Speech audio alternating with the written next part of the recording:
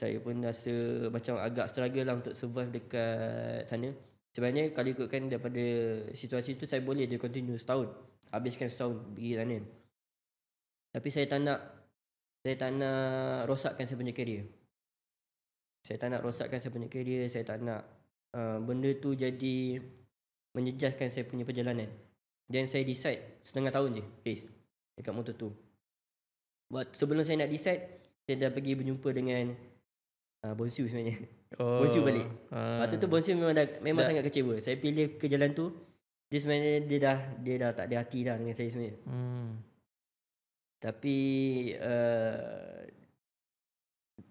saya pergi pujuk lah dengan Abang Yuzi. Abang Yuzi sendiri lah. Saya selalu communicate dengan dia.